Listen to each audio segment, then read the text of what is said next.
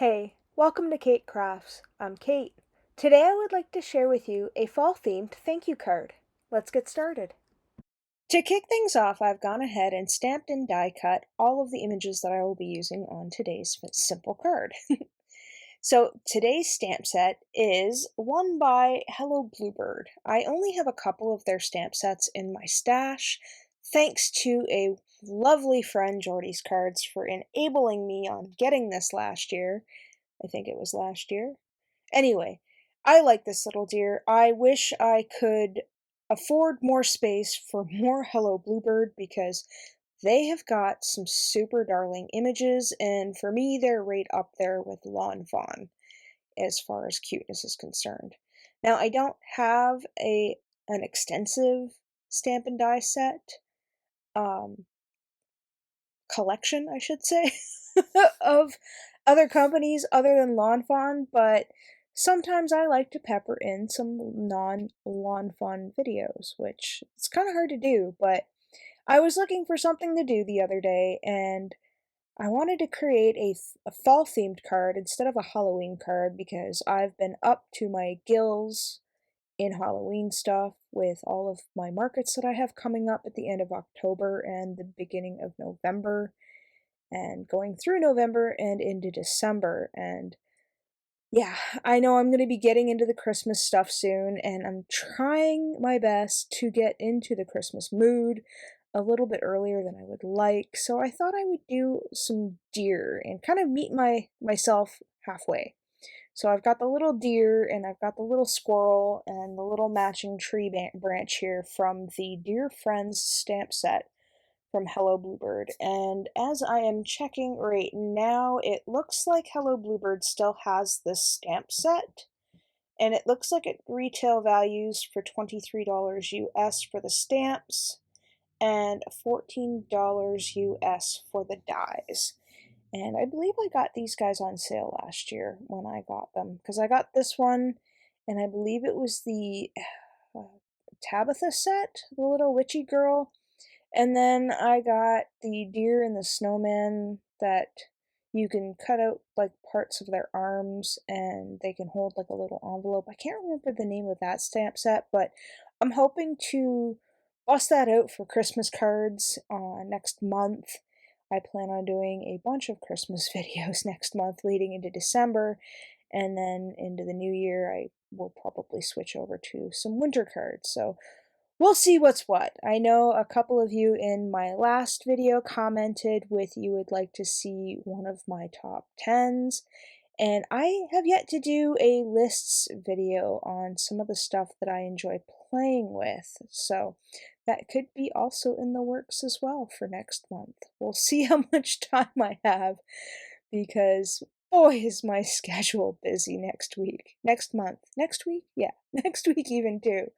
So, lots to prepare for.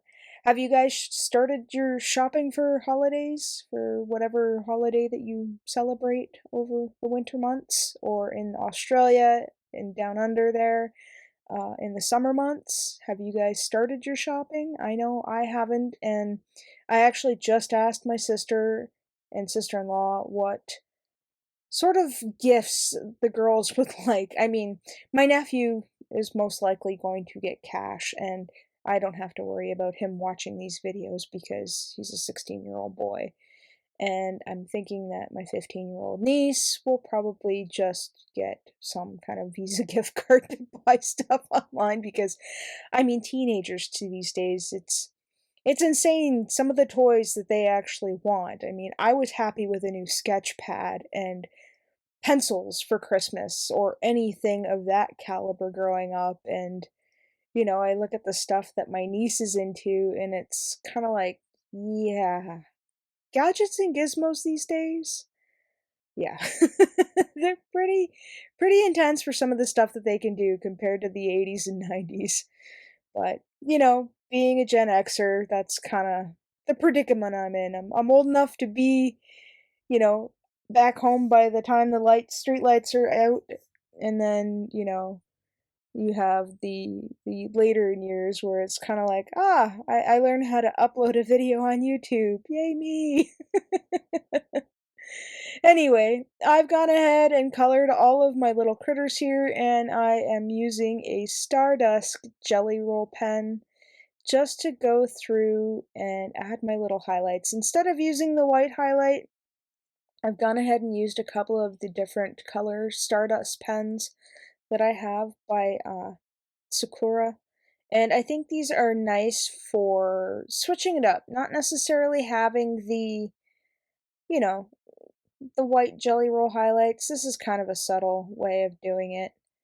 And next I have this orange plaid paper from God knows what paper pad. I think this comes from the same paper pad that maybe the ghosts came from. And yeah, I had that scrap piece of washi from a friend who sent me a letter, and I thought the washi was so cute. I'm not sure what washi tape that is from, so yeah, I'm lost on that one. I'll have to ask my friend. Anyway, all I'm doing here is I'm cutting a piece of acetate, and I am going to clip that in front of, or in behind the little circle window that we use the, I believe that was the outside in stitched circle die by Fawn, and I'm just going to go around the edges, try to be very careful with my tape runner here, and create a little bit of a glue seam here, or whatever you want to call it. I should be in bed right now, but instead I decided last minute that I was going to do a voiceover because, you know, time management. I got stuck watching a program on, I think it was Prime? It was called Upload.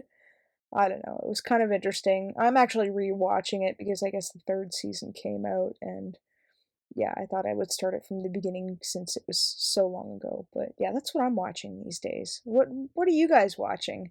I don't get much time to watch, but when I have to do some drawing for stickers and buttons and stuff like that, I like to throw something on in the background while I draw my stuff. So yeah, if you guys can recommend anything else to watch, I will be setting some time on the side this week and next weekend to get some drawing done. So hopefully I have some new stuff. I'm in desperate need of some new stuff. Drawing anyway, not cards. I have lots of cards, and I've got lots of videos lined up, so you'll have to stay tuned for all of those. So all I've done here is I've taken the little circle and kind of lined it up to where that window is going to be. Now I wish I had white foam tape for this. I find that the black you can kind of see along the sides, and this is fairly thick. I'm just going to cut that down a bit so that way all I have to do is line up that window and I don't have to worry about everything getting stuck. Now I probably, if I made this card again, I probably wouldn't add all of that little shaker pouch package there, because these things are very lightweight and they're kind of staticky, and I just decided I'm just going to dump them all in there. I'm not going to use them again. I'm not sure where these came from. I want to say Scrap and Stamp. uh, I don't know, I've had them for a minute, I think, or maybe not. I don't know. I've got so many little shaker bit elements, it's not even funny. But these guys right here are rather pretty, and yeah, I'm just scraping off a little scuff here because I got glue on the window and it dried, so that's going to bother me. So I've gone ahead and just mashed that down. You can see how staticky everything is, and I'll push that down, and then you can kind of see that these guys don't want to move too much, but they've got a bit of a crinkle effect, so it's kind of nice. They're not overly shaker bit sounding, but they got a little bit of a crinkle, and I thought they were cute. So I'm just going to take the little deer here, and I'm going to add a bunch of glue to the background, and I'll grab my reverse tweezers, and I will just plop him right there in the corner. And then once I've gone ahead and mashed him down, I'm going to take the tree branch and do the same. We're going to add a bunch of glue to the back here, and once I'm satisfied with the amount of glue, we are going to fiddle with it. So I thought maybe that way, and then I'm like, I think it would probably better suit the flow of the card if I did it this way, and that way I could just pop up that squirrel up on the top, kind of like how it is on the stamp set. I thought that looked nice. Sometimes when you get a stamp set and you're not sure where the critters should go, sometimes I like to just copy the way they're laid out on the stamp set. So that's kind of what I did here, minus the thanks, because the thanks, when you look at the stamp set, it's placed a little bit different, but kind of the same. So again, I'll add some glue, grab my reverse tweezers, and just plop that down right there. And then once I'm happy with that, we are going to add in a little bit of some black glaze pen. Now you saw me earlier use this pen on the hooves of the deer, and I just find that the black glaze pen by Sakura gives a little bit of gloss and definition when you use it. Like, I like using this for critters' noses or little hooves on the deer, or going around thin black lines like this. And then I've got this other glaze pen. I've since had to throw it out because the thing exploded on me. I don't know how it exploded, but it exploded, and when I opened it up, I got white all over my hand. So this differs from the clear glaze. Looks clear, but when it's dry, it dries white, and I think it's really cool. I probably will get another one, and hopefully that one won't explode on me. I honestly don't know what I did to it, but this would be good for some controlled snowflakes in the future. So there you can see all the little dots that I added, and my card is complete. Thank you guys all for watching, and as always, have a magical and wonderful day, and thanks for hanging out with me. Take care.